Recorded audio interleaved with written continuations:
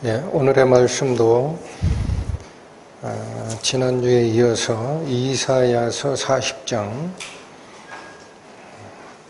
구약 1014페이지입니다. 이사야서 40장 27절로부터 마지막 절 31절까지 살피겠습니다. 야곱아, 내가 어찌하여 말하며 이스라엘아, 내가 어찌하여 이르기를 내 사정은 여호와께 숨겨졌으며 원통한 것은 내 하나님에게서 수리하심을 받지 못한다 하느냐. 너는 알지 못하였느냐, 듣지 못하였느냐.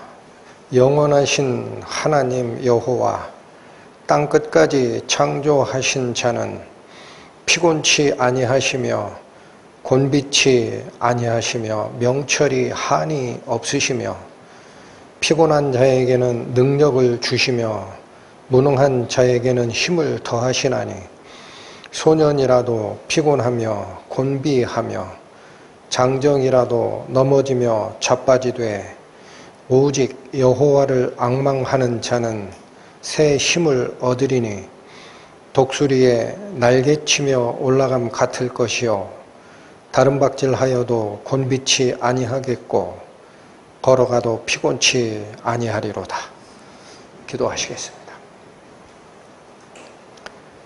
하나님 아버지, 저희가 하나님의 자녀로 부르심을 받았으나 아직은 이 세상에 남겨져서 삶을 살아가는 존재임을 압니다. 그 삶의 과정에서 하나님을 향한 저희들의 짧은 불평과 원망이 하나님 편에서 어떻게 말씀을 하시는지를 오늘 말씀을 통해서 배우고 그러한 힘 빠지는 상황에서 어떻게 새 힘을 얻고 어디를 바라보고 다시 일어나야 되는지도 깨닫고자 하오니 저희의 마음문을 열어서 하나님의 거룩하심 바라보게 인도하여 주옵소서.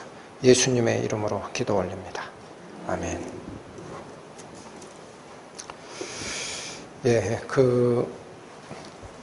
우리가 하나님을 믿고 쫓아갈 때에 신앙생활이라는 표현을 쓰죠. 신앙생활.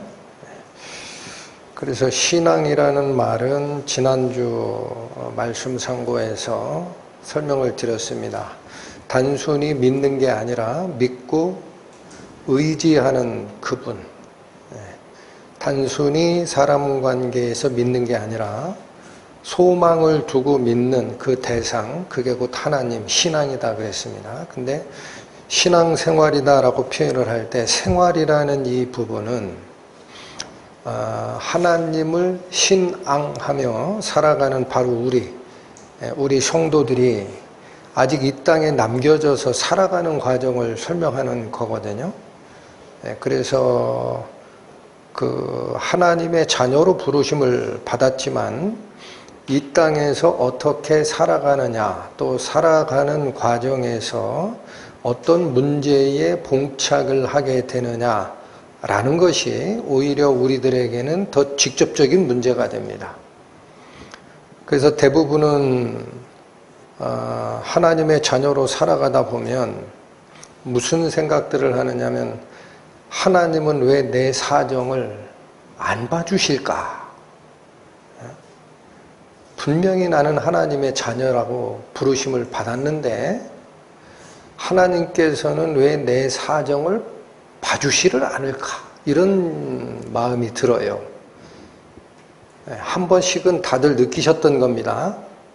그러면 오늘 말씀에 집중하시고 해답을 얻으시길 바랍니다. 그 문제를 다뤄주는 거예요.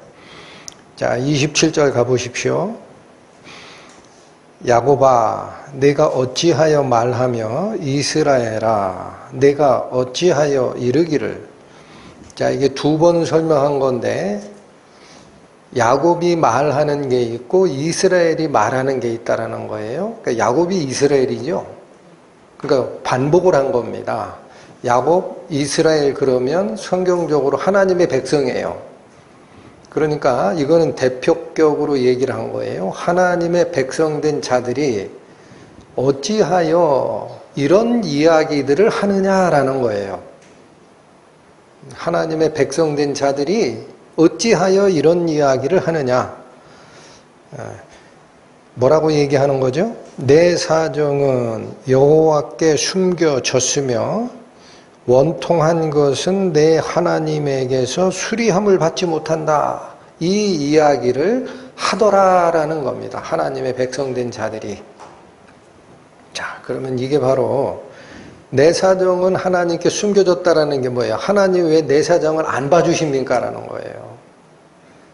하나님이 내 아버지신데 왜 하나님은 내 사정을 안 봐주십니까? 또 원통한 것은 내 하나님에게서 수리하심을 받지 못한다라고 되어 있죠. 여기 한자 수리라는 게 고친다라는 뜻이 아닙니다.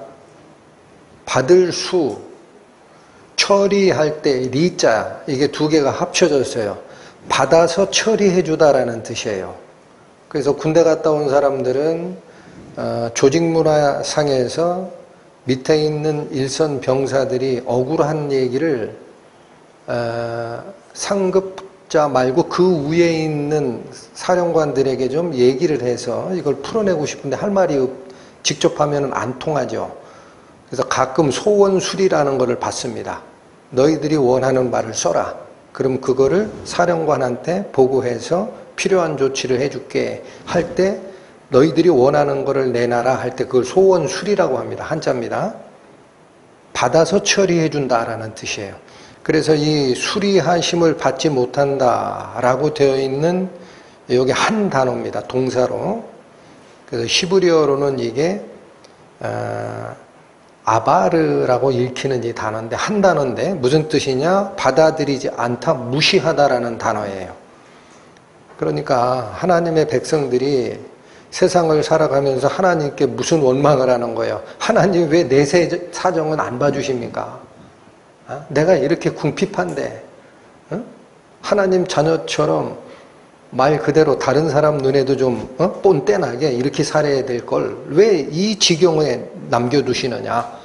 또 살아가다 보면 원통한 게 있어요. 원통한 거. 이거는 아닌데 왜 하나님의 백성에게 이런 억울한 일이 생겨? 해가지고 하나님께 원통함을 상소를 올렸는데 하나님이 무시해버리는 거예요. 받아들이지 않는다. 이런 이야기들을 한다라는 거예요. 여러분, 여기서 우리는 구원받고 하나님의 자녀가 된 자가 살아가는 과정에 왜 이러한 고난과 불공평한 일들이 존재하느냐를 깊이 있게 들어갈 필요가 있습니다. 구원받은 우리 성도들은 신분상으로는 세상 백성에서 누구로 바뀌었죠? 하나님의 자녀로 양자 입적됐다라고 합니다. 신분이 바뀌었습니다. 근데 문제는 어디 있어요? 바뀌었으면 하나님이 계신 하늘나라로 딱 데리고 올라갔으면 딱 좋겠는데 하나님이 그걸 허락하지 않으시고 이 땅에 그대로 남겨놨어요. 왜? 할 일이 있기 때문에. 근데 이 땅은, 이 세상은 고난도 존재하고 자칫 잘못하면 우리 생각을 빼앗기게 되는 유혹도 많은 세상입니다. 다시 얘기합니다. 우리의 신분 변화는 확실한데 우리가 살고 있는 세상은 변화되지 아니한 옛날 그 세상 속에 있다라는 거예요. 그러니까 삶의 문제가 발생할 수밖에 없다. 아시겠죠? 이 문제가 완전하게 해결되는 때는 언제입니까? 예수님 다시 오시고 그분의 통치 나라가 이어지면 우리는 그 속으로 옮겨갑니다. 그때까지는 이 환경이 바뀌지가 않는 거예요. 그래서 이 문제를 우리는 성경 말씀을 통해서 왜 우리가 하나님의 자녀인데도 불구하고 궁핍하거나 불공평한 그런 처지에서 살아가는 경우가 생기느냐? 왜 그러냐? 이걸 좀 말씀을 통해서 살펴봐야 됩니다. 예레미야 애가 3장 펴보시죠. 구약성경 1147페이지입니다. 구약성경 1147페이지 예레미야 애가 3장입니다.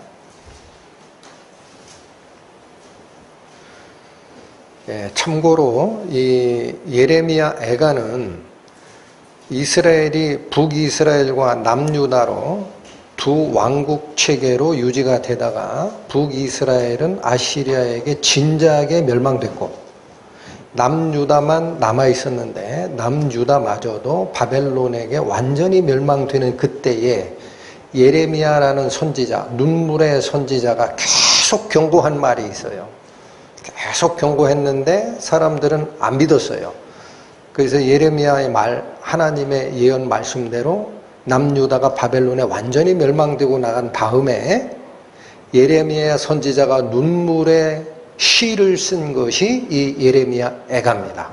어찌 하나님의 백성들이 하나님을 섬기고자 만든 이 통치국가 남유다마저도 하나님께서는 멸망을 허락하셨을까 해서 눈물로 쓴 편지가 이거예요. 그래서 이 안에 인간이 느낄 수 있는 모든 희노애락, 고난의 문제를 다 녹여낸 성경책인데, 찾으셨으면 3장 17절 가십니다.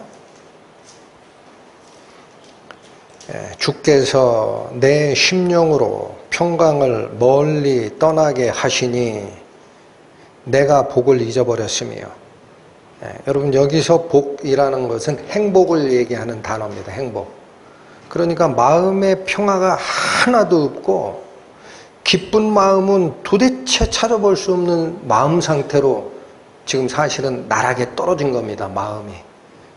18절 스스로 이르기를 나의 힘과 여호와께 대한 내 소망이 끊어졌다 하였도다. 힘도 다 빠졌고 남유다가 멸망하는 그 모습을 보고 예레미야 선지자가 힘이 쫙 빠졌어요. 다리에 힘이 다 빠져나가고 하나님을 섬기겠다라는 그 소망마저도 이제는 끊어져 버렸다. 이게 절망이죠. 그리고 19절 내 고초와 재난 곧 쑥과 담즙을 기억하소서. 쑥 쓰죠. 담즙, 슬개즙 얼마나 씁니까? 그래서 이 사람이 지금 느끼고 있는, 예레미야 선지자가 느끼고 있는 마음 상태예요. 이게 인간이 느낄 수 있는 가장 최악의 절망 상태를 기록하는 그 말입니다. 그럼 문제는 왜 이런 고난이 오느냐라는 거예요. 하나님을 쫓아가던 예레미야 선지자에게까지도. 이게 두 가지 이유가 있습니다, 여러분. 예레미야 애가가 설명하는 두 가지 이유입니다. 32절로 가십니다. 저가 비록 근심케 하시나, 여기서 저는 하나님이에요. 하나님께서 비록 우리, 즉 하나님의 백성이 근심되는 일을 겪게 허락하시나, 그런 얘기예요. 저가 비록 근심케 허락하시나 그 풍부한 자비대로 긍휼히 여기실 것임이라. 하나님의 최종적인 의지는 당신의 백성들이 근심 속에서 살아가지만 그걸로 끝맺음을 하는 게 아니에요. 언젠가 하나님이 긍휼히 여기셔서 꺼내실 것이다. 33절 주께서 인생으로 고생하며 근심하게 하심이, 이것도 마찬가지. 하나님이 근심하게 만들어내는 게 아니고요. 요즘 저희 출애굽기 성경 공부 잘하고 계시죠? 바로의 마음을 강팍해 하였다라는 건 하나님이 그렇게 만든 게 아니에요. 바로 속에 있는 강팍한 마음을 하나님께서 내버려 두어서 그 길을 계속 가도록 하는 겁니다. 여기도 똑같은 의미입니다. 주께서 인생으로, 즉 사람들로 고생하며 근심하게 버려두시는 것이 본심이 아니시로다. 여러분, 하나님은 사람에게 고난을 주기 위해서 사람을 창조한 게 아닙니다. 창세기에 뭐라고 나오죠? 우리의 형상을 따라 우리가 사람을 만들고 이 모든 생물체를 다스리게 하자 그랬어요. 고난받는 위치예요? 통치자, 영광의 관리자의 위치예요? 영광의 관리자죠. 그리고 사람을 짓고 나서 하나님은 뭐라고 말씀하셨어요? 보시기에 좋았더라라는 표현이 사람을 만드는 6일째에 가면 보시기에 심히 좋았더라. 거기에 무슨 고난이 있습니까? 그게 하나님의 뜻이에요. 그게 하나님의 본심이야. 근데 왜 지금 이 모양이 된 거냐? 왜 그렇죠? 사람이 하나님을 차버렸기 때문에. 여러분, 요건 제가 잠깐 읽어드릴게요. 인간의 타락 후에 우리에게 고생과 수고가 오는 이유가 이겁니다.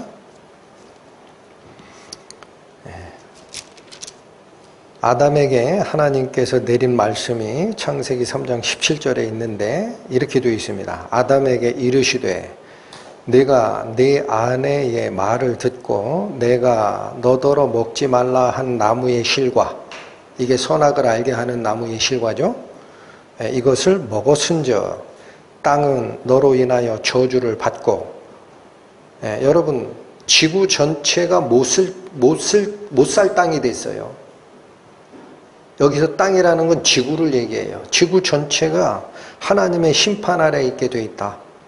너는 종신토록 수고하여야 그 소산을 먹으리라. 고생하는 이유가 하나님이 그렇게 만드신 게 아니고, 아시겠죠? 하나님 보고 그렇게 만들었다고 얘기하면 큰일 나는 거예요. 하나님은 그렇게 만드신 적이 없어요. 누가 자처한 거예요? 사람이 하나님 싫다고 팽개치고 누굴 쫓아갔어요? 뱀을 쫓아갔잖아요. 그 결과 땅도 오염이 되고 사람도 오염이 돼서 하나님의 심판 아래에 있게 됐다라는 거예요. 그러니까 인간이 이 세상에서 고생하는 이유는 하나님의 본심이 아니라 뱀을 쫓아간 사람들의 죄의 결과다. 예레미야 애가 여기서 사람들이 고생하는 두 가지 이유가 제시된다 그랬습니다. 그 32절, 33절은 하나님께서 나중에는 풍부한 용서하심으로 우리를 구원하실 것이고 지금 사람들이 고생하게 하는 그것은 하나님의 본심이 아니라라고 얘기를 했어요. 그래서 근본적인 인간 생활의 고난의 문제는 자업자득인 겁니다. 그런데 또 하나가 있습니다. 또 하나의 이유가 38절에 나옵니다. 복이 지극히 높으신 자의 입에서 나오지 아니하느냐. 하나님은 공의의 하나님이시기 때문에 신명기에서도 분명히 언급한 게 있어요. 너희들 앞에 생명의 길과 사망의 길을 두었으니 너희는 어느 길을 선택할지 조심하라. 생명의 길을 선택하라 말씀하셨습니다. 이게 복을 하나님께서 선언하시는 거예요. 누구에게 화를 선언합니까? 사망의 길을 선택하는 자에게는 화가 있으리로다 선언하시고, 생명의 길을 선택하는 자에게는 복이 있을 것이다 라고 선언하는 하나님의 말씀인데, 39절 살아있는 사람은 자기 죄로 벌을 받나니 어찌 원망하랴. 여러분 이 세상에서 몸을 담고 살아갈 때 있죠. 환경 변화가 이루어지지 않고 타락한 고난의 세상이 존재합니다. 그렇다고 해서 하나님의 공의의 속성이 이 땅을 완전히 포기한 게 아니에요. 하나님의 공의의 속성이 같이 흐릅니다. 그래서 자기가 잘못한 일이 있을 때는 그에 합당한 죄와 벌을 받게 돼 있는 것이 이 세상의 구조다라는 거예요. 그래서 정의가 완전하진 않지만 인간 제도 안에도 살아있어요. 사법 시스템이 살아있는 게 그거예요. 죄 범하면 감옥살이 하게 돼 있어요. 그 하나님이 만드신 거거든. 그렇죠? 그래서 두 번째는 특정 어떤 사람이 삶을 살아가다가 어려움에 처하는 이유는 환경 자체가 그런 것도 있지만, 즉 우리의 태초의 조상 아담이 뱀을 쫓아 자기 욕심을 따라갔기 때문에 죄로 물든 세상이 그 이유가 될 수도 있지만, 또 하나의 이유가 있다라는 거예요. 그 세상 속에서 살아가는 내가 잘못하면 자기 죄로 벌을 받는 경우가 생긴다.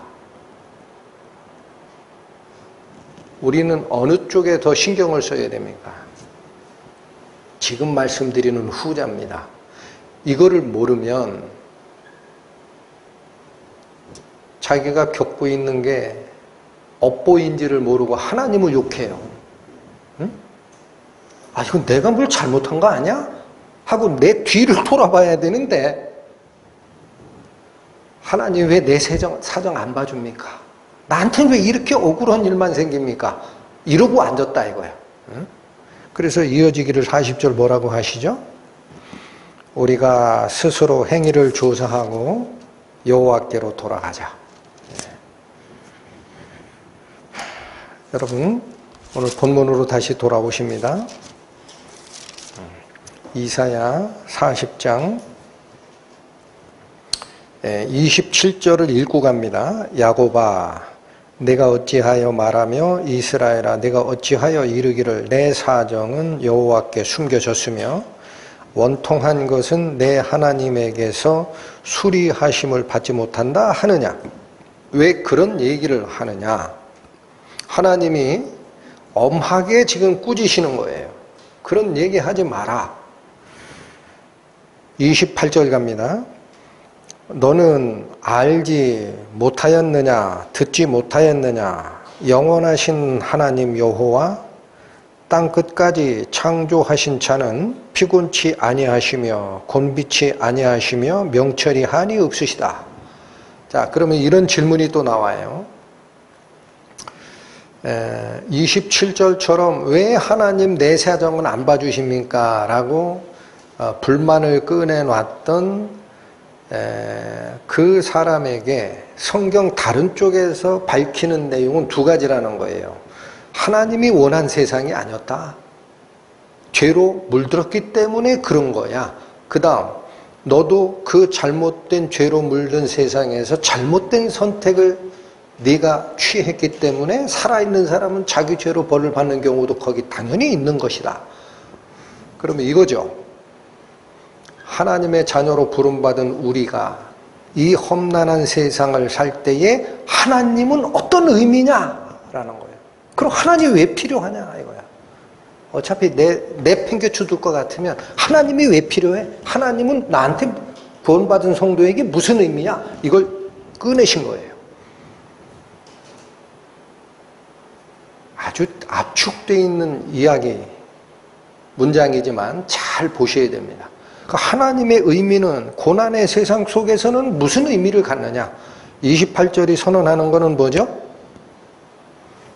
딱 하나입니다. 나 창조주다. 너희가 그거 잊어먹었지? 여러분, 너는 알지 못하였느냐, 듣지 못하였느냐 두 번이나 물어보십니다. 이게 뭘 우리에게 일깨우고자 하는 거죠? 너희가 이미 들어서 알고 있는 사실이 있었다라는 거예요. 지난주차 설교 말씀에서도 설명해드렸어요. 그 전에도 말씀드렸어요. 너희가 이미 들어서 알고 있는 사실이 있다.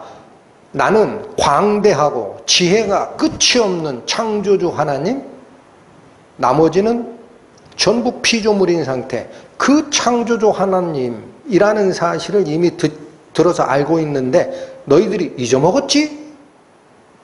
라고 말씀하시는 거다. 그건 너희들 지금 다 까먹었잖아. 이어집니다. 영원하신 하나님 여호와. 여러분 이게 무슨 말이에요? 하나님이 영원부터 영원까지 살아계시다. 당연히 그 뜻이 있죠. 여기서 이 표현을 한 것은 또 다른 뜻이 있어요. 여기 잠깐 보시죠. 하나님이 영원부터 영원까지 살아계세요. 그럼 하나님은 영원부터 영원 후까지의 내용을 전부 다 머릿속에 집어넣고 계획을 짜고 당신의 뜻에 의해서 세상 이치를 움직여 가시겠죠. 안 그렇습니까?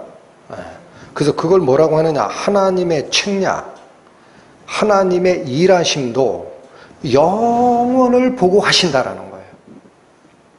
여러분 여기서 영원하신 하나님 여호와 이 말씀을 꺼낸 이유가 뭐냐. 사람은 여기만 살아요. 영원에서 영원은커녕 자기 일평생 70, 80, 90 여기를 산다고. 그 여기서 또 올해 한 해, 이번 달 한 달, 오늘 하루, 일주일 요걸 딱 잘라놓고 그 아주 좁은 시간 범위 안에서 하나님을 자꾸 원망하는 거예요. 하나님은 거기만 봐요? 전체를 보세요. 전체를 보시죠. 여러분 그림이 좋은 그림은요. 여기 잘 들으십시오. 하나님의 영광을 나타내는 그런 우리가 보고 이야 참 잘 그렸다 하는 그런 그림들 혹시라도 한두 개 있으면 떠올려 보세요. 그 영광의 빛을 강조하려면은요, 그 캔버스 안에 빛으로만 싹 도배해버리면 아무것도 안 보여요. 거기에 뭐가 있어야 그 빛이 돋보여요? 어두움이 있어야 돼요. 어두운 배경에 어두운 피사체에 하나님만 빛나는 그 영광으로 쫙 했을 때 이게 돋보입니다. 이해가 되시죠? 근데 그 캔버스 전체에서 화폭 전체에서 검은 부분을 딱 보고 왜 검게 그렸냐? 그러면 됩니까? 안 됩니까? 됩니까? 안 됩니까? 검은 건 검은 대로 필요하니까 그렇게 그리는 거예요. 하나님이 영원에서 영원을 지배하시고 영원에서 영원을 계획하시고 전체 구도에서 하나님의 영광을 나타내는 계획을 세워놓으셨는데 사람은 여기에도 있고 여기도 있고 여기도 있어요. 짧지만 자기 인생을 사는데 왜 나한텐 검어? 라고 얘기하는 게 한시적, 제한적, 시각 하에 갇혀있는 사람이다라는 거예요. 여러분 영원하신 하나님 여호와라는 이 말씀을 마음에 잘 간직하셔야 됩니다. 다시 말씀드립니다. 일부분에서는 일정 영역에서는 뭔가 이상한 듯 보이지만 하나님께서 나타내시고자 하는 당신의 영광스러운 이 그림의 완성은 영원성을 보고 이루어진다라는 거예요. 아멘? 그래서 다시 나옵니다. 28절 다시 가시죠. 너는 알지 못하였느냐, 듣지 못하였느냐, 영원하신 하나님 여호와. 그리고 이제는 그분의 속성 능력을 얘기합니다. 땅끝까지 창조하신 자. 여러분 왜 갑자기 창조주 하나님의 속성을 가지고 올까요? 여기 잠깐만요. 창조주 그러면 우리가 이런 책상이나 뭐를 만드는 거랑 달라요. 이건 있는 재료로 짜맞추고 깎아서 다른 걸 만든 거지.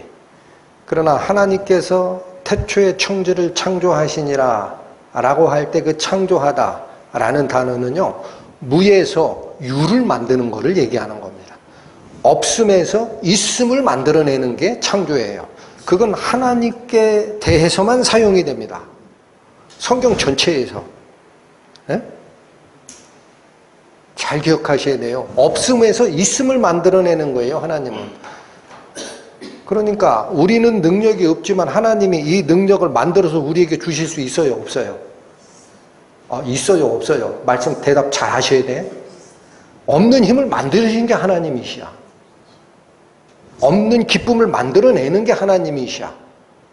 이해가 되십니까? 그러니까 이 창조주, 땅끝에서 땅끝까지 창조하신 자, 없음에서 있음을 만들어내시는 이 하나님은 어떤 분이시냐? 피곤치 아니하시는 분이에요. 우리는 조금만 일해도 피곤하죠? 하나님은 피곤이 없어요. 또 곤비치 아니하시며, 여기 한자로 써서 약간 어렵죠. 곤비라는 것은요, 지쳐서 일할 힘이 없어진 상태를 얘기합니다. 한마디로 기진한 거예요. 기진. 여러분, 하나님은 없음에서 있음을 만들어내시는 분이시기 때문에 피곤하지가 않으세요. 그러면 이 세상을 못 만드셨죠. 어떻게 만들어요? 지구 하나도 못 만드셨을 거야. 우주를 만드셨잖아. 응?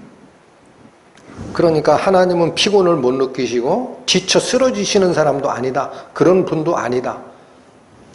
이어집니다. 명철이 한이 없으시다. 이거 뭐예요? 지금 이스라엘 백성들이 하나님께 이 원망의 말을 했던 게 왜 내 사정 안 봐주시고 왜 내가 억울한 일을 당하는데 하나님은 왜 그거를 소원 수리를 안 해주십니까?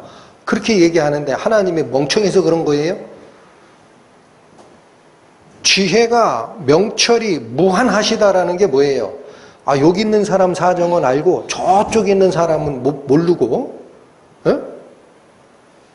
저기 있는 사람 얘기는 들으는데 여기 있는 사람 얘기는 안 듣고, 그러면 제한적인 거예요. 하나님의 지혜와 우리를 이해하시는 게. 그러나 하나님의 명철이 한이 없으시다는 얘기는 무슨 얘기예요?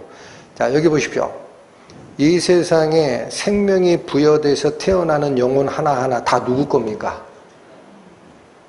우리는 우연 중에 나온 걸로 얘기하죠. 성경은 안 그래요. 아버지의 영혼이 나에게 속한 것 같이 아들의 영혼도 나에게 속하였느니라. 우리는 죽으면 몸은 죽어서 흙으로 돌아가지만 우리 영혼은 하나님 앞으로 간다라고 돼. 누구 소유물? 하나님. 그 하나님께서 너 세상에 나가거라 라고 허락하신 게 다 우리인데 그 중에 어느 한 사람도 이 감찰하시거나 사정을 이해하시거나 하는 능력이 없으시면 일부가 부족한 거예요, 명철이. 근데 이건 그 얘기가 아니라 명철이 한이 있다, 한이 없다. 예, 여기서 이 말씀을 우리가 잘 알고 있는 말씀으로 줄이면 피곤치 아니하시고 곤비치 아니하시다, 전능하시다라는 거예요. 명철이 무한하시다라는 것은 전지하시다라는 거예요. 예, 여러분, 이게 almighty, 모든 게 가능하다라는 영어 단어입니다. 전지전능하신 하나님이 창조주 나의 속성임을 왜 모르느냐, 이걸 선언하십니다. 그래서 여러분, 우리가 우리 삶의 문제든 신앙의 문제든 그 문제에서 해결점을 찾을 때 밑을 보고 서치라이트를 펴서 어디에 문제가 있느냐 자꾸 밑을 보고 아무리 비춰봐야 답이 없어요. 뭘 먼저 아셔야 돼요? 하나님이 어떤 분이시냐를 아셔야 돼요. 엄청 중요합니다. 하나님이 도대체 어떤 분이시냐 이걸 아셔야 돼. 그것만 발견하면 해답이구나 이걸 알아버립니다. 그 하나님 당신을 다시 선포한 거예요. 그래 놓고 아니 하나님이 전제하시고 하나님이 전능하시고 죄가 없으시고 사랑이 무한하시고 그러면 뭐해? 그러면 뭐하냐고. 나는 이 모양 이 꼴로 놔두는데 이렇게 생각을 하시잖아. 하나님이 그 전능하신 분이 나의 아버지라면 아버지가 아들을 팽개쳐 놓은 거 아니야 지금? 아직 사람은 그 문제에 대한 해답을 못 얻었어요. 지금까지는. 그래서 29절이 나오는 겁니다. 피곤한 자에게는 능력을 주시며 무한한 자에게는 힘을 더하시나니. 여러분, 하나님 당신이 능력의 원천 되시고 지혜의 원천 되시지만 당신 자신으로만 존재한다면 사람 세상은 의미가 없습니다. 자기 죄로 죽을 뿐이에요. 근데 우리가 참 은혜롭게도 하나님은 어떤 분이시냐? 당신이 가지고 있는 무한한 능력과 무한한 지혜를 가지고 인간에게 공급해 주시는 분이다라는 거예요. 29절이 그 얘기입니다. 다시 읽어보세요. 너는 알지 못하였느냐? 29절 피곤한 자에게는 능력을 주시며 무능한 자에게 힘을 얹혀주시는 게 누구다? 여러분, 이게 하나님이 가지고 계신 베푸시는 속성입니다. 잊지 마시기 바랍니다. 여러분, 하나님은요, 완전히 충만하신 분이에요. 뭔가 부족해가지고, 하나님이 지혜가 부족하면 사람이 도와줄 수 있죠. 하나님이 능력이 부족하면 사람이 조언을 해줄 수 있고, 하나님이 재물이 부족하면 소잡아서 드릴 수가 있죠.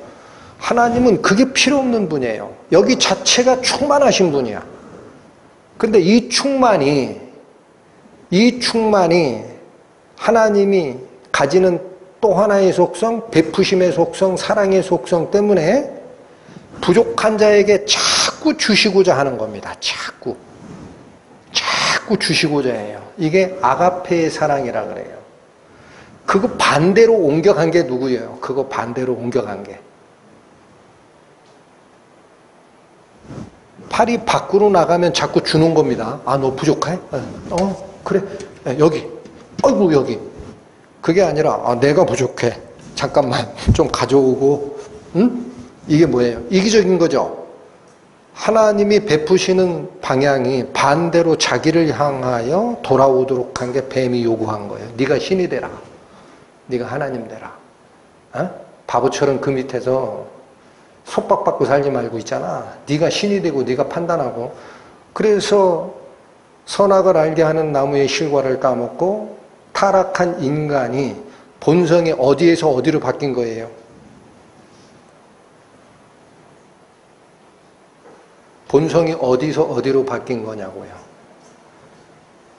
베풀면서 이기적인 걸로 바뀌었어요. 다시요. 타락한 속성의 핵심이 이거예요. 베푸는 속성, 그게 하나님의 형상을 닮아서 만들었다는 인간의 속성이었어요. 네, 선악을 알게 하는 나무의 실과를 따먹고 뭘로 바뀌었다? 이기적인 속성으로 바뀌었어. 뭔가 일이 있을 때 조금이라도 자기가 손해가 나면은 뒤지고 따지고, 저놈 새끼가 왜 저래? 삐치고, 아, 그런 건 직접적인 관계가 없지만은 나는 왜 이 모양일까? 그럼 하나님께 하는 거. 하나님 왜 내 사정 안 봐주시는 거야? 왜? 쟤는 저렇게 사는데 왜 나는? 여러분, 이거를 잘 기억하셔야 구원받은 우리가 하나님을 쫓아가고 하나님의 성품으로 바뀌어간다는 게 무슨 뜻인지를 이해하게 됩니다. 이기적인 속성은 두 번도 볼 거 없어요. 그거 죄의 속성이고 마귀 거예요. 아시겠죠? 그렇게 바뀐 겁니다, 우리가. 그런데 그래서 하나님께서 베푸시는 이 영원한 능력으로 부족한 자, 피곤한 자에게 공급해 주시는 그런 분이 아니냐라고 얘기를 지금 하시는 건데, 저는 오늘 말씀을 준비하다가 우리 성도들이 이 세상에서 살아갈 때 겪고 있는 재정적인 문제, 건강의 문제, 자녀의 문제, 이런 걸 하나님께서 다 베푸시는 분이라 한 번에 싹 해결해 주시면 되는데 왜 안 하실까? 라고 제가 생각하는 게 아니고 우리 일반적으로 그런 생각을 가지고 있다는 걸 알아요. 그래서 신앙을 어떻게 이해를 하느냐면 내 부족한 걸 자꾸 달라고 그래요. 하나님께 기도하고. 여러분, 그건 신앙이 아니라 무당 믿는 거랑 똑같은 거예요. 하나님께 자꾸 달라고 하는 거야. 하나님은 그거를 주고 끝내고 싶은 게 아니에요. 그걸 주고 끝내고 싶으면요, 여기 잘 들어보십시오. 잘 들어주세요. 마귀가 이긴 거예요. 마귀가 채갔죠. 네가 신이 되고 네가 이기적인 게 너 부족하지. 하나님께 달라 그래. 하나님이 그걸 보충해 줬다. 그럼 누가 원하는 세상으로 간 거예요? 마귀가 원하는 세상. 하나님이 옆에서 뒤치다거리 하고 있네. 아닌가요? 아, 이기적으로 바뀐 인간에게 부족한 게 있으면은 사탄이 물론 죄를 뿌렸지만 계속 빗자루 가지고 옆에서 죄 쓸어주고 너 뭐 부족하냐? 그리고 좀 더 가자. 라고 하신다면 사탄의 계획과 노림수 속으로 하나님이 들어가신 거예요. 하나님은 그런 세상을 원하지 않아요. 여러분들이 왜 하나님을 못 믿는지 아세요? 그 세상 속에서 하나님을 보기 때문에 그래요. 다른 종교들은 다 그걸 원합니다. 내가 이 신을 섬기면 복을 받겠지? 혹시라도 내가 이 신을 섬길 때 잘못 섬겼다가 우리 아들이 잘못되고 자녀가 잘못되고 내 사업이 잘못되면 어떻게? 그러니까 가서 열심히 하나님 그 신을 섬기는 채 해야지 라고 생각한단 말이에요. 하나님은 영원하십니다. 계획과 이끌어 가시는 그 모든 게 영원한 구도를 보고 쫓아가시는 분이에요. 사람이 여기 어둡다. 여기 이 영역이 왜 어둡냐? 빛이 쫙 비치고 여긴 어두워야 되는데 여기 어둡냐? 여기 밝게 칠해. 그런다고 하나님이 칠해주는 분이 아니에요. 그러면 영광이 흩어지는 거야. 하나님은 이 세상을 고쳐 쓰는 게 아니에요. 다시 말씀드립니다. 사탄이 뿌려놓은 죄를 빗자루 가지고 쫓아다니며 쓸어주시는 일을 하고자 하는 게 아니에요. 하나님은 어떻게 하시기를 원해요? 이 세상은 폐기 처분합니다. 잘 들어주십시오. 그래야 신앙생활에 빛이 보여요. 이 세상은 폐기 처분을 대상이에요.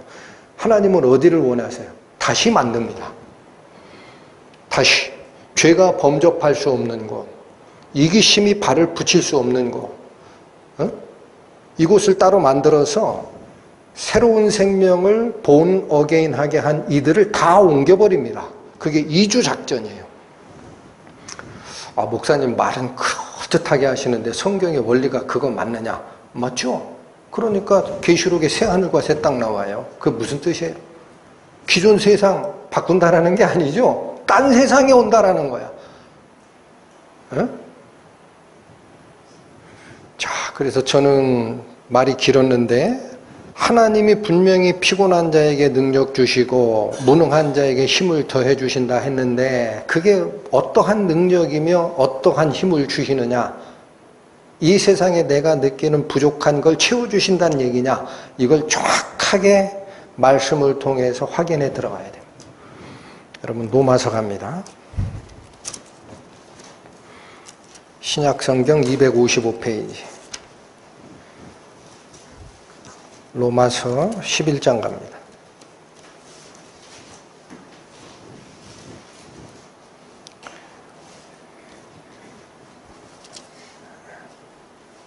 신약 255페이지 33절에서 36절 살핍니다.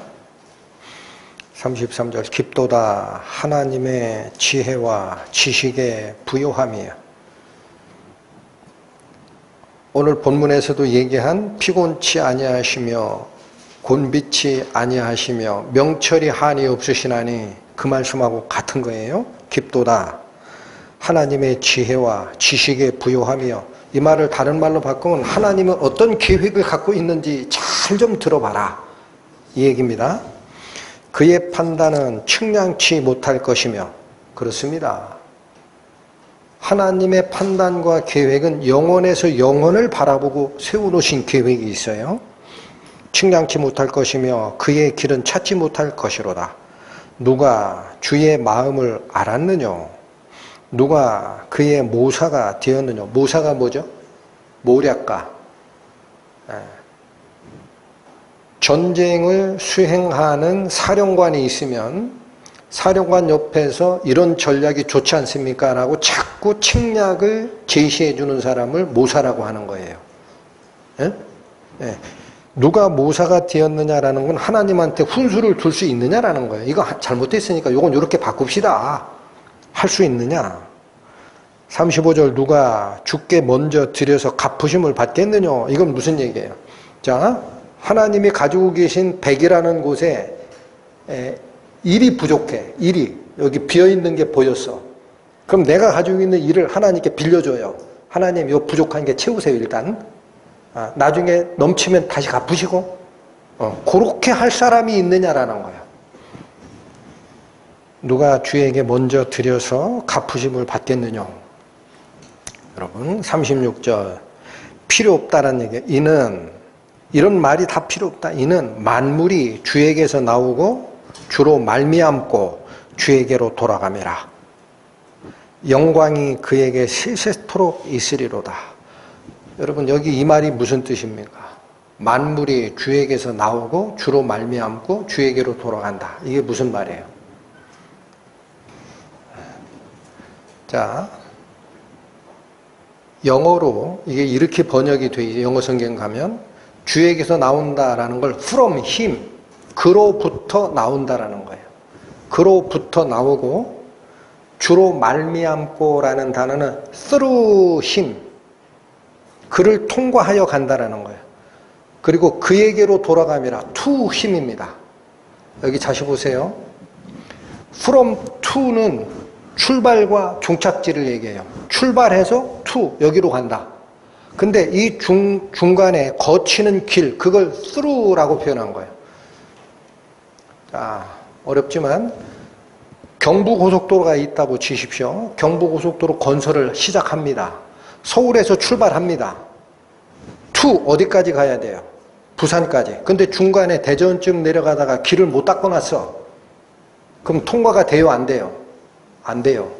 출발, 통과하는 과정, 끝. 이게 다 from, through, to예요. 그러니까 이게 무슨 말이에요? 모든 만물이 하나님에게서 출발해서 나오는 거고, 그 만물이 진행되는 과정도 하나님에 의해서 되는 거예요. 그래서 하나님으로 주로 말미암고라는 거를 그로 인해 유지가 되고, 이렇게 번역한 성경이 있어요. 그렇잖아요. 서울에서 출발한 게 부산으로 내려가려면 길이 계속 있어야 가는 길이 유지가 되지. 이해가 되세요? 세상을 만드신 것도 하나님이시고 없음에서 있음을 만드신 거예요. 다시 우리가 옛날부터 존재한 게 아니에요. 아무것도 없었어요. 그걸 하나님 만드신 거야. 그리고 이들이 생명을 유지하는 과정도 누구 때문에 가능하다? 하나님이 옆에서 같이 계시기 때문에 가능하고, 투 어디로 간다? 주께로 돌아가매라. 우리가 육체가 죽고 영혼이 하나님 앞으로 가게 되듯이. 그러니까 이 말은 무슨 뜻입니까? 출발과 유지와 최종 돌아감이 다 하나님 안에 있어요. 하나님에게 뭔가를 부족하다고 줄 사람이 있다 없다? 할렐루야. 하나님이 출발점이고 하나님이 과정이고 하나님이 종착점이에요. 하나님께 부족함이 뭐가 있다라고 내가 채워줄 만한 그런 존재는 피조물 중에는 아무도 없다. 그러니까 우리가 하나님께 예배 드릴 때는 우리가 가진 뭔가 하나로 하나님께 드리면 하나님이 감사하게 받겠지 라고 혹시 생각하는 게 있으면 오늘 이 시간부로 다 버리십시오. 하나님 부족한 거 아무것도 없으세요. 그렇게 섬기면 우상이 됩니다. 자, 이 말씀을 하신 건데 여기 보시면 33절 다시 가세요. 깊도다 하나님의 지혜와 지식의 부요함이여, 이렇게 되어 있죠. 그 하나님이 모든 존재의 시작점이고 모든 존재가 유지되게 하시는 분이고 그 모든 존재가 가야 되는 목적지라면 하나님의 지혜는 이걸 왜 이렇게 운행하시느냐라는 거죠. 왜? 그래서 조금 더 갑니다. 고린도전서 2장 가보세요. 신약 265페이지입니다. 고린도전서 2장 6절에서 8절. 여기 보십시오. 조금 전에 저희가 살폈던 깊도다 하나님의 지혜와 지식의 부요함이여 라고 했어요. 지금 찾는 고린도전서 2장 6절 보시면 그러나 우리가 온전한 자들 중에서 지혜를 말하노니, 이렇게 얘기를 합니다. 지혜를 꺼냅니다 지금. 근데 여러분, 이 지혜는 세상 사람들에게 얘기하는 지혜가 아니다라는 거예요. 온전한 자들 중에서 지혜를 말한다는 게 뭐예요? 온전한 자가 누구예요? 하나님 앞에 설 수 있는 자, 구원받은 자들이 이해하는 지혜가 있다라는 거예요. 다시 읽어주세요. 그러나 우리가 온전한 자들 중에서 지혜를 말하노니 이는 즉 이 지혜는 이 세상의 지혜가 아니요 또 이 세상에 없어질 관원의 지혜도 아니라, 자, 하나님 앞에 완전하게 쓸 수 있는 구원받은 자들이 이해하는 지혜가 하나가 있다라는 거예요. 근데 그 지혜는 세상에 있는 지혜가 아니래요. 또 이 세상에 없어질 관원의 지혜, 이게 무슨 뜻이냐면 이 세상에 살다가 죽어 없어질 그 통치자들이라는 뜻이에요. 번역이 지금 그런 의미로 잘 안 읽혀지죠. 원문은 그 뜻이에요. 이 세상에 존재하는 지혜도 아니고 또 60평생, 80평생 살다가 죽어버릴 이 세상의 통치자, 이게 가장 지혜롭다고 이해되는 사람입니다. 그들의 지혜도 아니라는 거예요. 그러면 이 지혜가 무슨 지혜예요?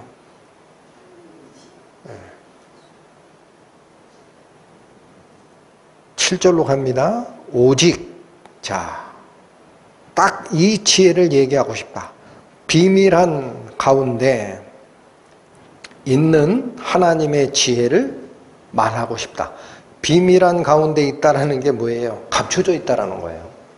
감추어져 있는 하나님의 지혜를 말하는 것인데, 뒤에 나오죠? 곧 감추었던 것인데 하나님이 우리의 영광을 위하사 만세전에 미리 정해놓은 게 있다. 여러분, 이게 처음부터 열려있는 게 아니라 어떻게 된 상태다 그래요? 감춰져 있어요.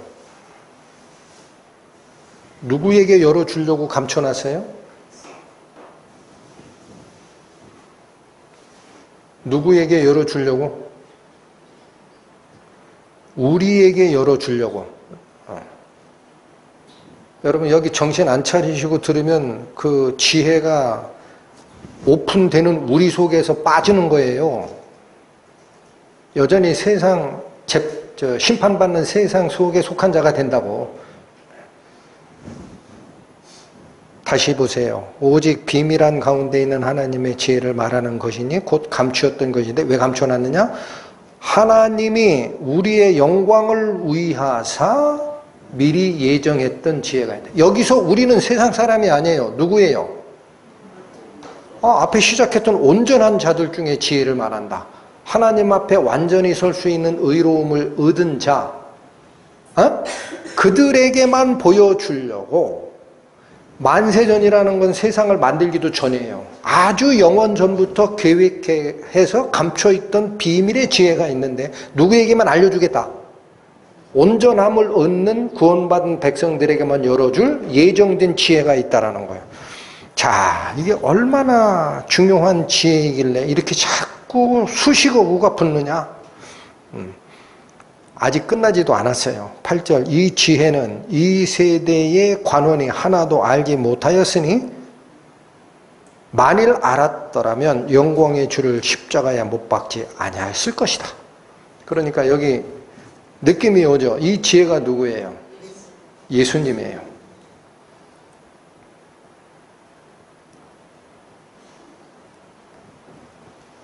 제가 설명드리는 이 단어들이 어렵죠. 저는 쉽게 한다고 하는데 어렵죠. 못 알아듣겠죠. 정신을 다해서 들으세요. 이 세상에는 없는 지혜고 이 세상에서 살다가 죽을 가장 지혜롭다라고 하는 통치자들, 인간의 지혜도 아니에요. 그런 걸 알았다면 예수님을 십자가에 못 박아 죽이는 일은 없을 거다. 이 지혜는 감추진 것이고 영원 전부터 우리를 위해서 열어주려고 예정했던 지혜가 있다. 그게 예수다라는 거예요. 여러분, 예수 그리스도를 그래서 진정 성령의 도움으로 내 마음에 받아들이는 거는요, 하나님께서 영광을 허락하셨을 때 가능한 거예요. 머릿속에서 논리로 이해한 게 아니에요. 그러면 똑똑한 사람만 구원받지. 못 배운 사람은 어떻게 천국에 가요? 머릿속으로 이해하는 지혜라면 하나님 공평하시다고. 뭘 바라보시는 걸까? 내 마음의 중심이 지금 이 순간에도 하나님 맞습니다. 제가 몸담고 살고 있는 이 세상 저는 미련이 없습니다. 하나님께서 나를 위해 만들어 주셨다는 그 온전한 지혜, 그걸 저에게 열어주시면 하고 무릎을 탁 꿇는 마음의 겸손이 결정이 나면 하나님이 열어주십니다. 그래서 여기서도요, 여기선 지금 굉장히 중요한 얘기를 사도 바울이 빙빙 돌리고 있는데 이 지혜가 사실은 미리 나왔었어요. 1장 21절 가보세요. 1장 21절. 하나님의 지혜에 있어서는, 자, 이거 하나님 지혜죠. 2장 7절, 오직 비밀한 가운데 있는 하나님의 지혜를 말한다. 그죠? 1장 21절, 하나님의 지혜에 관하여는 이라는 거예요.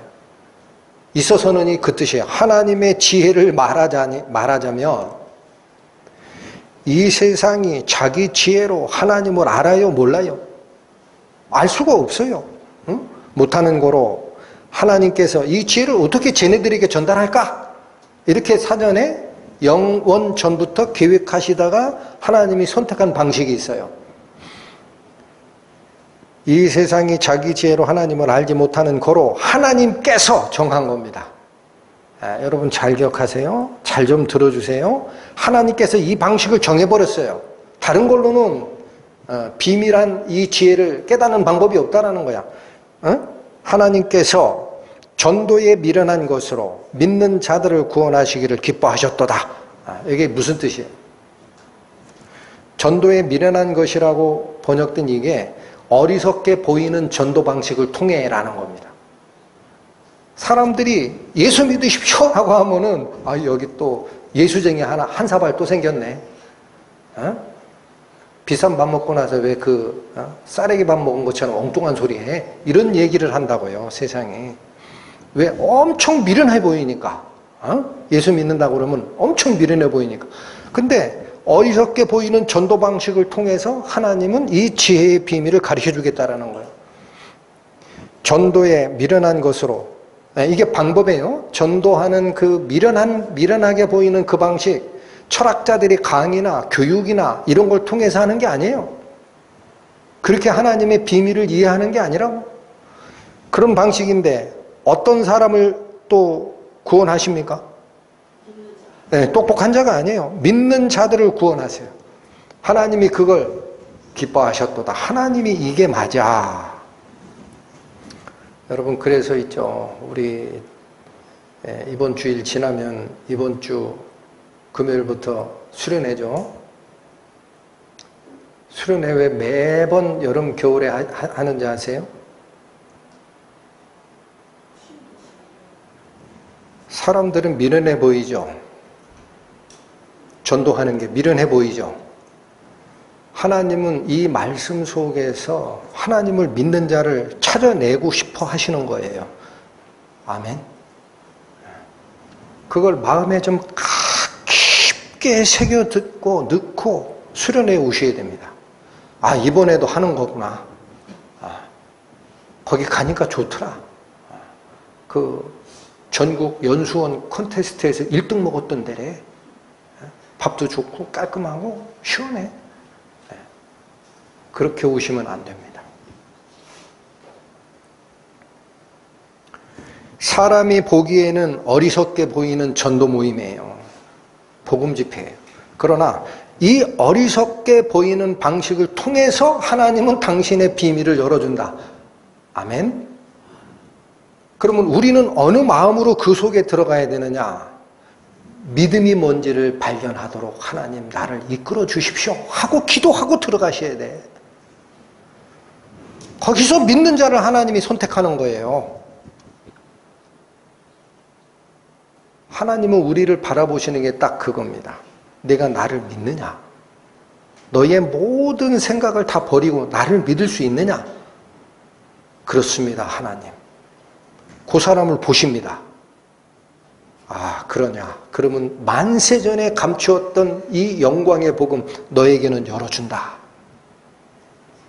할렐루야.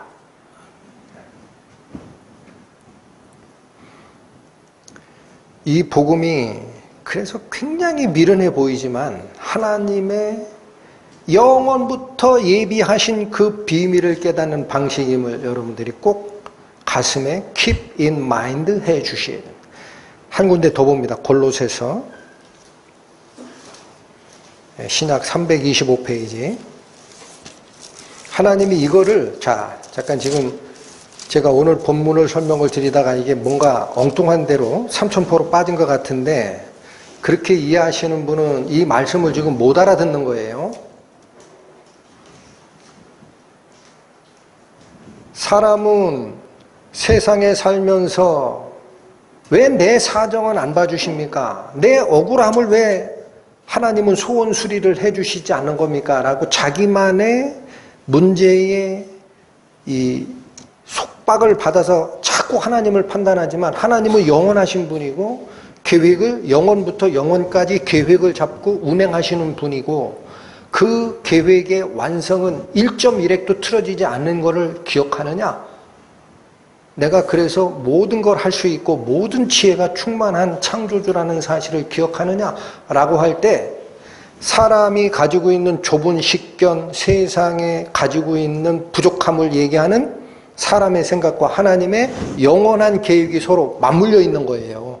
이해하시겠죠? 근데 하나님께서 영원 전부터 계획하신 하나님의 지혜는 뭐냐? 이 세상 잘 먹고 잘 살아라 라는 거는 눈을 씻고 찾아보려고 해도 없다라는 거예요. 그거 계획한 거 없다. 하나님은 뭘 계획했다? 예수 보낼 거야. 아멘?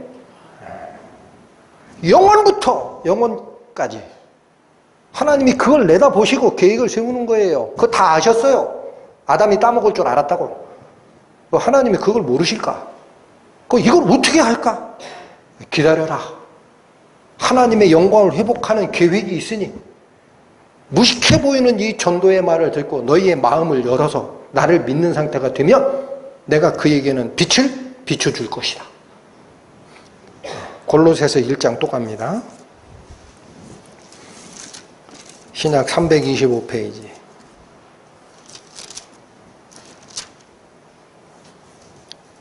26절, 27절.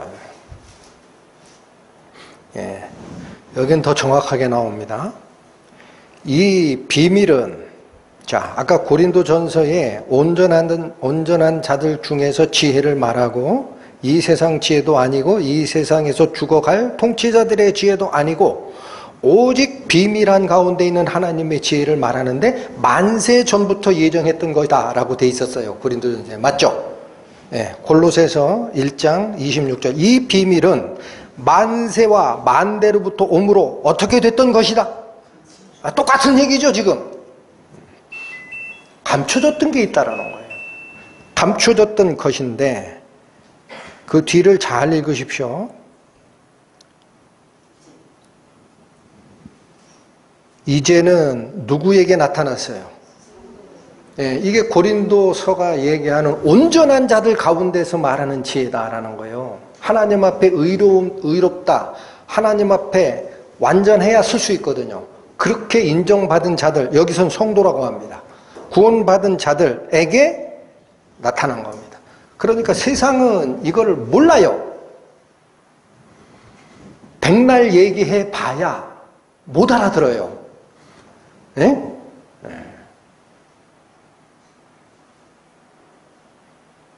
이해가 안 돼요.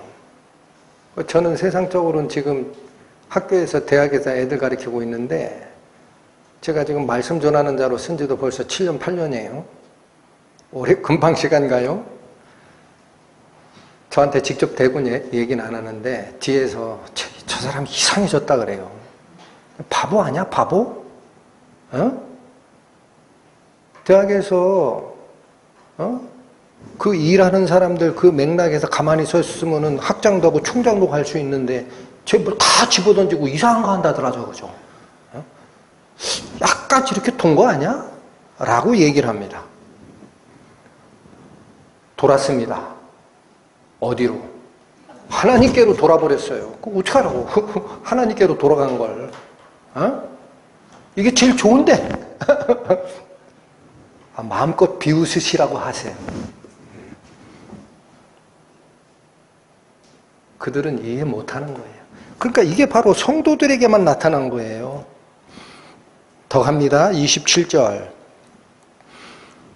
하나님이 그들로 하여금 이 비밀의 영광이 이방인 가운데 어떻게 풍성한 것임을 알게 하려 하심이라. 즉, 왜 감춰놨다가 믿는 성도들에게 넘겨주느냐면 이방인도 이 은혜 속에 들어오는 거다라는 거예요. 아시겠죠? 이게 다 열려있는 거다. 이스라엘만을 위한 게 아니다. 그리고 딱 보따리를 지금 풉니다. 사도 바울께서. 이 비밀은 너희 안에 계신 누구니? 그리스도시니. 곧 영광의 소망이니라. 여러분, 그러니까 오늘 본문이 얘기하려고 하는 야곱아, 네가 어찌하여 이런 말을 하고 이스라엘아, 네가 어찌하여 나한테 그런 얘기를 하니? 하고 하나님께서 주제를 꺼냈던 게 뭐예요? 하나님 왜 내 사정은 안 봐주시고 나는 억울한데 왜 이건 소원수리 안 해주셔? 나 하나님 자녀라며? 아주 이 큰 명화에 이 어두운 부분 점 하나 딱 찍어가지고 여긴 왜 검게 칠해졌어요? 나는 왜 검은 거야? 하지 말라 이거예요.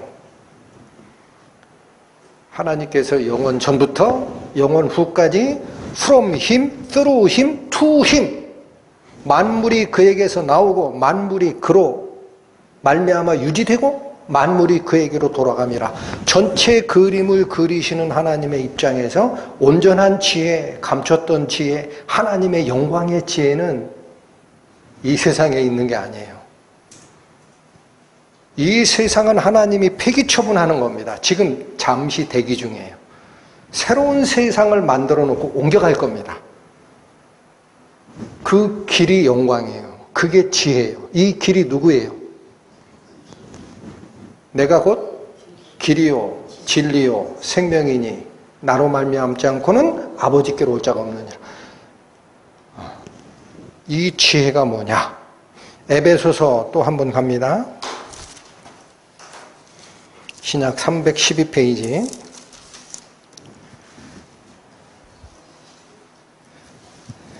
자, 여러분 복음 집회에 들어가기 일주일 전이지만 이 안에 복음이 있음을 기억하셔야 돼요.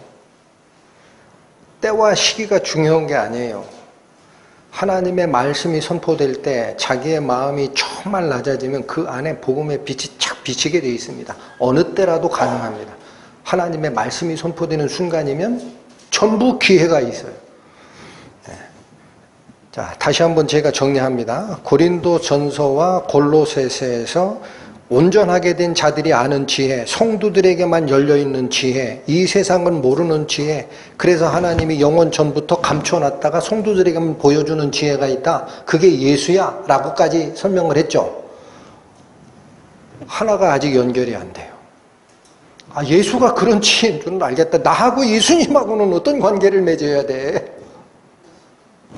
에베소서가 이걸 해답을 줍니다. 에베소서 3장 8절. 모든 성도 중에 지극히 작은 자보다 더 작은 나에게, 이게 사도 바울을 얘기하는 거죠. 은혜를 주신 것은 측량할 수 없는 그리스도의 풍성을 이방인에게 전하게 하시고 영원부터 만물을 창조하신 하나님 속에 감추었던 비밀의 경륜. 여기도 또 나오죠. 이 비밀의 경륜이라는 건 하나님이 세상을 이끌어가는 책략과 섭리라는 거예요. 이것이 어떠한 것인지를 드러내게 하려 한 것이 나를 이방인의 사도로 선택한 이유다라는 거예요. 네가 가서 하나님의 이 영원부터 영원까지 세상을 이끌어가는 그 속에 감춰진 비밀을 좀 알려줘라, 바울아 하고 부활하신 예수님이 바울을 부른 거다. 10절. 이는 이제 교회로 말미암아 하늘에서 정사와 권세들에게 하나님의 각종 지혜를 알게 하려 하심이라. 이건 너무나 깊이 있는 말씀이에요. 여러분 여기 교회로 말미암아 누가 깨우침을 알게 된다 그래요? 하늘에 있는 정사와 권세들이라는 것은 하늘에 있는 영적 권위자들, 천사들을 얘기합니다.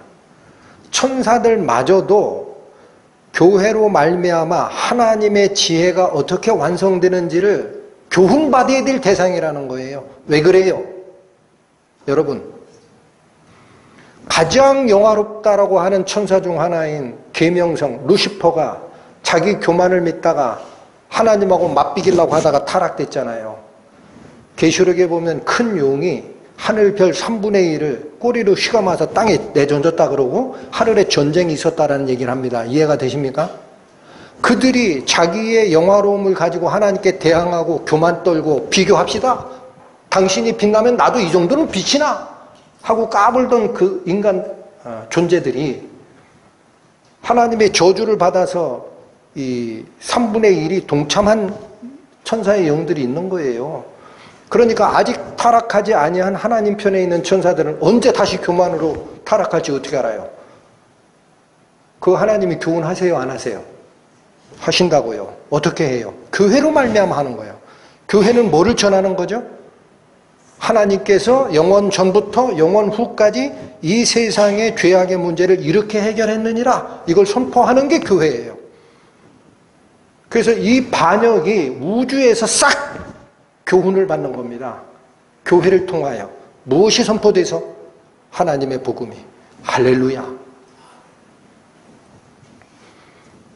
11절 곧 영원부터 우리 주 예수 그리스도 예수 안에서 예정하신 뜻대로 하신 것이라. 그러니까 여러분 하나님의 계획은 중간에 특정 시대, 특정 장소에서 특정한 고난 속에 살아가는 이 아주 제한적인 우리 성도, 인간의 마음에서 하나님께 자꾸 불만을 던지고 하지만 하나님의 계획표는 예전, 영원 전부터 영원 후까지를 내다보시고 완성된 그림을 다 만들어 가심을 아셔야 됩니다.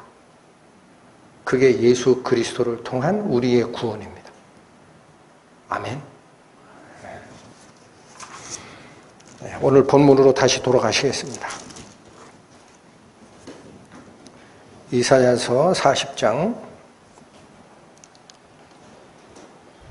29절의 의미를 깊게 살핀 거예요. 피곤한 자에게는 능력을 주시고 무능한 자에게 힘을 더하시는 게 세상에서 없는 재물 채워주고 건강 채워주고 자녀 문제 해결해주고 사업 문제 해결해주고 하는 게 아니에요. 하나님이 우리에게 돕고자 하는 이 힘을 보돋아주고 새로운 능력을 주는 것은 영적인 것임을 꼭 믿으셔야 됩니다. 우리의 죄 문제를 이렇게 해결하실 것이다. 30절 소년이라도 피곤하며 곤비하며 장정이라도 넘어지며 자빠지되. 자, 이게 하나님 앞에서 모든 사람의 모습입니다. 이게 대표성입니다. 여기 소년이라도 표현된 이 소년이 있죠. 이게 젊은이라는 거예요. 히브리어 원문의 뜻은 젊은이예요. 그래서 우리 한자도 소가 젊을 소자예요. 그래서 다른 성경에서는 청년이라고 번역한 책도 있어요. 그러니까 이 말입니다. 지금 30절이 우리에게 전하는 메시지는 젊다고 해서 지치지 않느냐? 또 장정이라고 해서 지쳐 쓰러지지 않느냐? 장정은 힘이 장사한 사람이죠. 젊다고 피곤치 않을 수 없고 장사라고 해서 지쳐 쓰러지지 않을 사람이 누가 있겠느냐? 이 말씀은 모든 사람은 할 수 없다. 모든 사람은 하나님이 우리에게 주고자 하시는 이 새로운 에너지, 새로운 생명에 대해서 스스로는 이것을 이겨낼 수 있는 자가 아무도 없다. 그러니까 종교 생활을 통해 의를 쌓아가려고 했던 바리새인들이 예수님 앞에서 독사의 자식들아라고 질타를 받은 겁니다. 독사의 자식들아. 너희는 너희만 지옥으로 들어가는 게 아니라 교인 하나를 얻으면 2배나 지옥으로 끌고 가는 자들 아니냐. 여러분 이게 복음입니다. 사람의 능력으로 할 수 없음을 분명하게 알고 길을 내신 예수 그리스도를 통해 우리에게 전달되는 의가 뭔지를 깨닫는 것. 30절 사람은 못합니다. 31절 오직 여호와를 앙망하는 자는 새 힘을 얻으리니 독수리의 날개치며 올라감 같을 것이요 다른 박질하여도 곤비치 않고 걸어가도 피곤치 않는 상태가 될 것이다. 너희가 할 수 없었던 새로운 생명으로 살아가는 날이 있을 것이다. 여러분 여기 여호와를 앙망하는 자는 이라고 할 때 그 앙망이라는 게 뭐죠? 앙은 우러를 앙자, 망은 뭐예요? 소망할 때 망자입니다. 바랄 망. 그러니까 이게 무슨 뜻이냐면요. 하나님을 우러러 보고 나는 다른 데 소망이 없어요, 하나님. 하나님이 영원 전부터 영원 후까지 계획했던 이 세상이 모르는 지혜, 하나님의 영광을 다시 회복하려는 그 은혜가 무엇이냐? 아, 하나님이시구나. 그렇다면 나는 다 포기하고 하나님만을 나의 소망으로 갖겠습니다. 라고 우러러보는 것. 이게 여호와를 앙망하는 자입니다. 그러니까 세상을 내려다보고 세상을 구석구석 비치면서 이 문제 해결해 주세요. 저 문제 해결해 주세요. 이러한 마음을 가진 분들에게는 안타깝지만 하나님이 그분의 소망이 될 수 없어요. 절대 안 됩니다. 제가 선언합니다. 에? 그런 마음이 남아있기 때문에 복음을 이해를 못하는 거예요. 그런 마음이 남아있기 때문에. 그러니까 백날 들어도 모르는 거예요. 무슨 말인지. 여러분, 하나님을 우러러보고 하나님만이 나의 희망이요 라고 하는 자가 새 힘을 얻게 됨을 꼭 기억하시고, 그래서 시편에서는 이런 말씀으로 화답을 합니다. 시편 84편 구약 863페이지 보십니다. 시편 84편 5절에서 7절 주께 힘을 얻고 그 마음에 무엇이 있는 자는 복이 있나이다? 네, 시온의 대로. 여러분 이건 전에 여러 번 설명을 드려서 시온이라는 것은 땅에 있는 위치로 얘기하면 예루살렘을 얘기하는 건데 영적인 의미에서는 하늘의 예루살렘, 하나님이 계신 곳을 나타내는 말입니다. 그러니까 이 말이 이에요. 주께 힘을 얻고 그 마음에 하나님을 향하는 길이 있는 자예요. 점점 확실해집니다.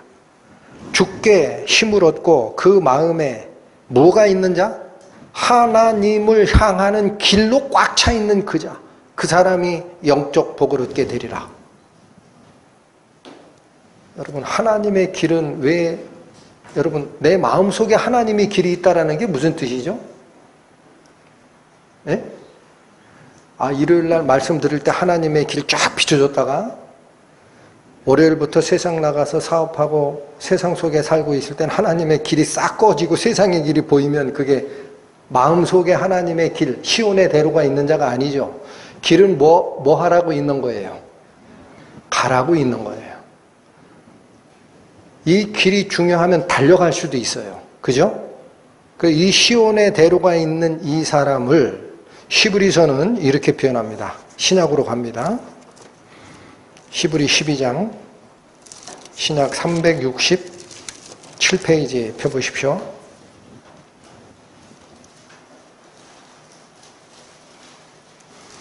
히브리서 12장 1절에서 3절 보십니다. 이러므로 우리에게 구름같이 둘러싼 허다한 증인들이 있으니, 여러분 성도가 세상을 살아갈 때 이게 로마의 그 운동 경기장을 비유로 한 거라 그래요. 우리는 경주의 선수로서 운동장에 서 있습니다. 달리기 선수예요, 우리가. 우리 시대를 책임진. 근데 그 관중석에 수많은 사람이 관중석에 이렇게 내려다보고 있죠. 이게 우리를 바라보고 있는 구름같이 둘러싼 허다한 증인들이라는 건데, 이게 영적인 세계에서는 먼저 살다 하나님 편에 가서 기다리고 있는 믿음의 선진들을 얘기하는 거예요. 그러니까 여러분, 어느 시대에 어느 장소에서 어떠한 하나님의 말씀을 믿고 쫓아가든지 그게 진짜 하나님의 교회고 거듭난 성도들의 모임이라면 하늘의 영적 존재들이 다 내려다보고 있다는 거예요. 예? 사람 몇몇이 모여가지고 오늘은 무슨 말을 할까? 밥은 뭘 먹을까? 이런 게 아니고 교회가 어떤 곳이다? 먼저 살다 하늘 나라에 올라가 있는 낙원에 있는 그 모든 증인들이 관중석에 꽉 차 있는 상태에서 경기장에서 달리는 사람은 몇 명 안 돼요. 그죠? 맞죠? 그러나 그걸 다 지켜보고 있다라는 거예요. 이러므로 우리에게 구름같이 둘러싼 허다한 증인들이 있으니 모든 무거운 것과 얽매이기 쉬운 죄를 벗어버리고 인내로서 우리 앞에 당한 경주를 달려가자. 여러분, 이게 사도 바울이, 히브리서는 사도 바울이 썼다고 얘기를 안 하니까 저는 개인적으로 그렇게 생각을 합니다. 우리에게 주는 메시지예요. 마음에 시온의 대로가 있다. 그럼 그림 하나 딱 보고 그 참 길 잘 닦았네 하고 가만히 있으면 그게 마음에 시온의 대로가 있는 자예요? 어떻게 해야 되는 거예요? 그 길을 가라. 그 길을 가라. 앞서 달렸던 믿음의 선진들이 다 보고 있다. 그 길을 가라. 여기 경주를 달려가자라고 해요. 2절 믿음의 주요 또 온전케 하시는 이인 예수를 바라보자. 여러분, 이사야에서는 누구를 앙망하는 자? 여호와를 앙망하는 자는 새 힘을 얻으리니라고 되어 있죠? 신약에 오니까 누구로 바뀌어요? 예수 그리스도를 바라보는 거예요. 예수 그리스도가 구약에서 그 앙망하라라는 명령을 주셨던 하나님이 좀 더 자세하게 나온 그 길이기 때문에 예수 그리스도를 바라보자. 저는 그 앞에 있는 즐거움을 위하여, 이게 소망을 위하여 그런 뜻입니다. 십자가를 참으사 부끄러움을 개의치 아니하시더니, 여러분, 우리가 쉽게 하는, 예수님이 십자가에 달려 돌아가셨다는데 그거 다 빨개 벗겨서 못 박아서 걸려놓는 거예요. 사람이 당할 수 있는 최대의 수치스러운 모습이라고 합니다. 빨개 벗겨서 그거 십자가에 달리는, 그게 그 참으신 거예요. 십자가를 참으사 부끄러움을 개의치 아니하시더니 하나님 보좌 우편에 앉으셨느니라. 너희가 피곤하여 낙심치 않기 위해 죄인들을 이같이 자기에게 거역한 일을 참으신 자를 생각하라. 죄인들이 예수 그리스도를 재판하고 못 받고 했던 그 모든 자들을 다 같이 이르는 말입니다. 예수님을 반대하여 십자가에 처형당하는 그 과정에서 부끄러움도 개의치 아니하시고 죽음도 무릅쓰고 이 일을 하신 예수님을 생각하면 너희가 더 이상은 피곤하지 않게 될 것이다. 아멘. 그게 마음에 시온의 대로가 있는 성도입니다. 구경하는 길이 아니고 이 길은 달려가는 길입니다. 오늘 본문으로 다시 갑니다. 이사야 40장 31절 다시 읽습니다. 오직 여호와를 앙망하는 자는 새 힘을 얻으리니. 조금 전에 읽었던 히브리서 말씀대로면 뭐예요? 이 모든 것을 참으신 예수를 바라보자. 그리하면 우리가 피곤치 아니하리니. 여러분, 이사야서가 쓰고 있는 말씀을 히브리서가 받는 거예요. 성경은 그런 거예요. 하나님이 쓰셨기 때문에. 그걸 모르니까 신학인이 이런 이름을 빌미로 해서 찢어 발기는 거죠. 이거 오염됐고 이거 누가 쓴 거고 그런 거지. 누가 쓰시긴요. 성령에 감동하신 자가 쓴 거지. 부인할라야 부인할 수가 없어요. 저희 마음속에서는. 하나님 감사합니다. 이 소리밖에 안 나와요. 앞뒤에서 딱 서로 야호하고 외치는 거예요. 오직 여호와를 앙망하는 자는 새 힘을 얻으리니 독수리의 날개치며 올라감 같을 것이라. 뒤에 나오는 말씀도 이거죠. 다른 박질하여도 곤비치 아니하겠고 걸어가도 피곤치 아니하리로다. 이 길이 세상의 길이 아님을 아셔야 됩니다. 이 길이 마음에 시온의 대로가 있는 자, 하나님께로부터 힘을 얻고 마음에 시온의 대로가 있는 자는 복이 있으리라. 하나님을 향하는 길, 경주로서 달려갈 그 길을 선택하고 가는 자들, 그들이 다른 박질하고 걸어가더라도 피곤하거나 쓰러지는 일은 없다. 왜 이게 없어요? 하나님께로부터 힘을 얻기 때문에. 근데 여기 단어 하나, 독수리의 날개치며 올라감 같을 것이다 라는 말이죠. 여기 독수리가 날개치고 올라간다라는 거는 그러면 하나님 도와준 거 없네. 독수리가 스스로 올라간 거지. 아, 독수리가 날개 힘이 좋으니까 올라간 거 아니야? 라고 읽힙니다. 맞죠? 은혜 받으십시오. 히브리어 원문에는 날개치며라는 치며가 없어요. 아, 이거 참 은혜로운 번역이 돼야 돼요. 지금 잘못된 거예요. 독수리처럼 날개로 올라갈 것이요 라는 겁니다. 치며가 없어요. 아, 뭐 복잡한 얘기 하세요, 목사님. 이런 또 모르시겠는데, 여러분, 독수리가 어떻게 활공해요? 독수리가 제가 아는 기억으로 그 비행기 조종사가 상공 7,000m 근방을 떠도는 독수리를 봤다고 목격담이 나옵니다. 그렇게 높이 뜨는 새예요.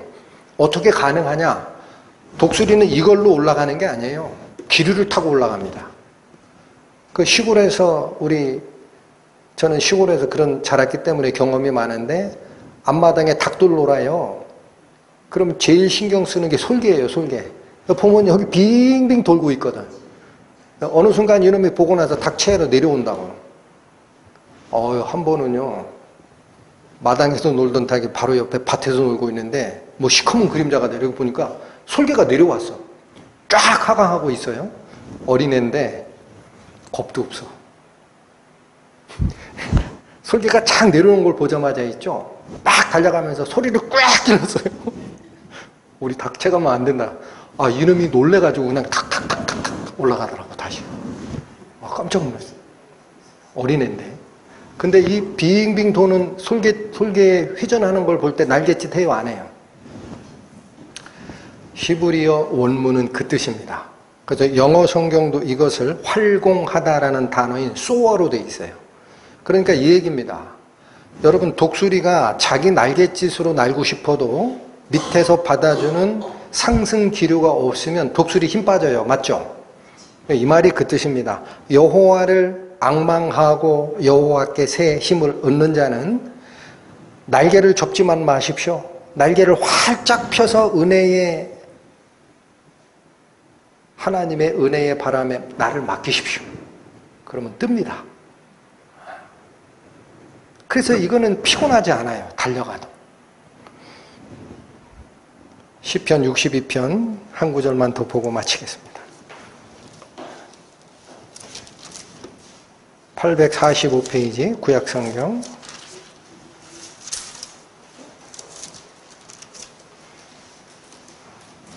시편 62편 5절에서 9절 보십니다.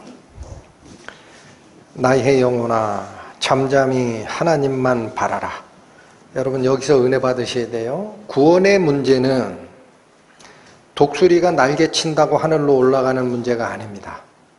다시 말씀드립니다. 구원의 문제는 하나님으로부터 도움을 받고 하나님이 불어주는 은혜의 바람에 나의 전신을 맡기면 뜨게 됩니다. 꼭 기억하셔야 됩니다. 5절 나의 영혼아 잠잠히 하나님만 바라라. 대저 나의 소망이 저로 쫓아 나는도다. 오직 저만 나의 반석이시요 나의 구원이시요 나의 산성이시니 내가 요동치 아니하리로다. 나의 구원과 영광이 하나님께 있으며 내 힘의 반석과 피난처도 하나님께 있도다. 여러분 여기 어디 시편 기자의 힘이 단 하나라도 들어갑니까? 8절 백성들아 시시로 저를 의지하고 그 앞에 마음을 토하라. 하나님은 우리의 피난처시로다. 진실로 천한 자도 헛되고 높은 자도 거짓되니 저울에 달면 들려 익김보다 경하리로다. 오늘 이사야 본문이 얘기한 대로 소년이라도 지치고 장사가 있다 하더라도 지쳐 쓰러지되 하나님께 새 힘을 받는 자는 독수리 날갯짓하며 상승기류를 타듯 올라가리라 하였던 말씀과 똑같은 말씀입니다. 이사야서 40장 신약 성경에 해당된다 그랬죠. 구약 39권, 신약 27권의 첫 번째 장, 이 안에 우리가 저마저도 마찬가지입니다. 미처 발견하지 못했던 하나님의 복음의 실체가 깊숙이 깔려있는 은혜가 있었습니다. 그걸 같이 나누는 시간 됐고, 이제 며칠 후면 도래하는 복음 집회에도 여러분 아직 하나님의 은혜가 정확하게 뭔지 잘 아직 모르겠다라고 하시는 분은 오늘 선포했던 이 말씀 집에 가서 다시 들으시고 마음을 가다듬고 하나님 앞으로 나오는 은혜 있으시기를 바라고, 나머지 분들도 가만히 있으시면 안 됩니다. 복음 전하는 거야 목사님이 하시지 뭐 내가 뭐 할 게 있어? 틀렸습니다. 기도하셔야 됩니다. 믿는 자의 기도는 역사하는 바가 크니라. 믿는 자의 기도는 역사하는 바가 크니라. 다 같이 협력 기도하는 한 주간 되시기를 바라고 마치겠습니다. 하나님 아버지, 저희가 부족한 마음의 눈으로나마 하나님께서 영원 전부터 계획하시고 숨겨놨던 하나님의 지혜, 그 지혜를 향하여 우리의 삶의 방향타를 바꾸어가는 삶이 무엇인지를 이사야서 말씀을 통해 살폈습니다. 부디 바라옵기는 고난이 많지만 또한 유혹마저 많은 이 세상에서 우리 시선에서 하나님을 놓치는 일이 없게 하여 주시고, 혹시라도 그늘 속으로 들어갔던 영혼들이 있다면 하나님께서 그들을 방문하셔서 다시 빛의 세계로 나오는 인도하심이 있기를 원하오니 주의 무한하신 능력으로 저희를 붙들어 주옵소서. 예수님의 이름으로 기도 올립니다.